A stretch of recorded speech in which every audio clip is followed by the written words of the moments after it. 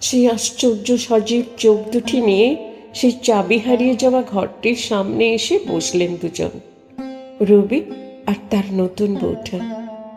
হাসিতে বেলফুলের গন্ধ ছড়িয়ে কাদম্বরী জানতে চাইলেন, রবি, এখনো কি আমায় বন্ধু বলে মানো? উত্তর এলো, এখনো তোমায় ধ্রুবতারা বলে জানি।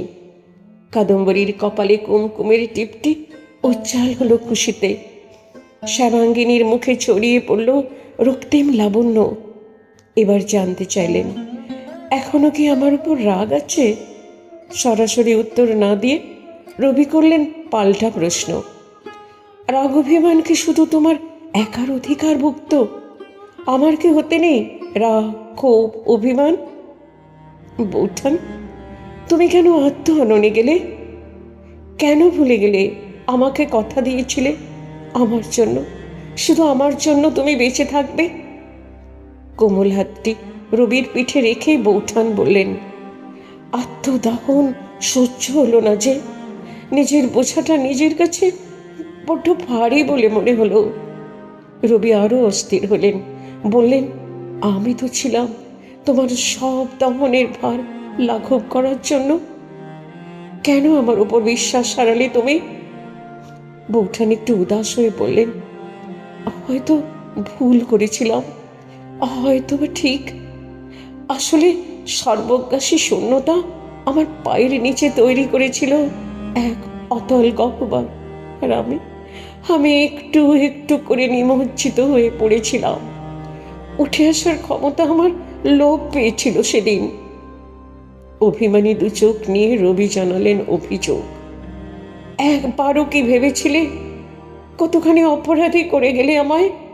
কতখানি নিঃস্ব আমার কি হবে একবারও ভাবলে না?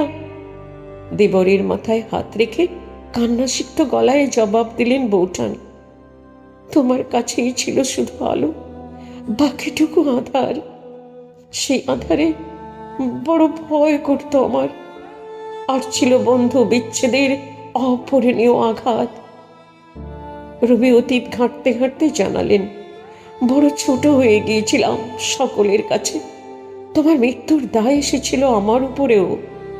কাদম্বরী অবাক হয়ে বললেন, তা কেন হবে? ব্যাখ্যা করার ভঙ্গিতে দেবর তুলে ধরলেন এক চরম সত্য। মানুষ আমাদের সম্পর্ককে দেয়নি স্বাভাবিকতা। সবাই তো ছকে ভাবতেই ভালোবাসে। তাই যে সম্পর্ক ছিল নির্ভরতার, আত্মপ্রকাশের, যা ছিল ভালোবাসার থেকেও বড়, বন্ধুতার থেকেও নিবিড়, আর দাম্পত্যের চেয়েও মধুর, তা অন্যের দৃষ্টিতে হয়ে ওঠে পরকীয়ার, নষ্টামির। বৌঠান বুঝলেন সং, তারপর বললেন, তোমার নষ্ট নীড় শেষ ভাবনাকে উস্কে দিয়েছিল আরো। কেন লিখেছিলে এমন কাহিনী? রবি মানলেন সে কথা, মিথ্যা নয় তোমার অনুমান। আর কেন লিখেছিলাম সেও সঠিক করে বলতে পারিনি। হয়তো এও সৃষ্টিকর্তার খেয়াল।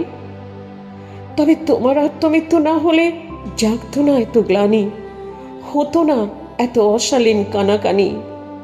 একটি ভোরের শিশিরের মতো সম্পর্কের মধ্যে কেউ খুঁজত না অবৈধ প্রণয়ের রসালো আয়োজন। সাদা গোলাপের গায়ে লাগাতে পারত না কেউ এত ধুলোবালি। বৌঠান জানেন কিভাবে শান্ত করতে হয় রবির মন, তাই বললেন, বাদ দাও সব কথা।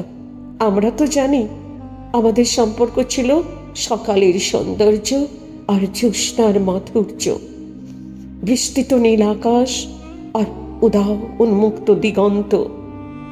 লোকে নিজের মতো ভেবে বা তর্ক করে তৃপ্ত করুক না তাদের বাসনা, আমাদের কি বা আসে যায়? অথবা রবির মনে জাগলো অমোঘ সেই প্রশ্ন, বৌঠান, একটা প্রশ্নের উত্তর দেবে? আমাদের গেছে যেদিন একেবারেই কি গেছে, কিছুই কি নেই বাকি?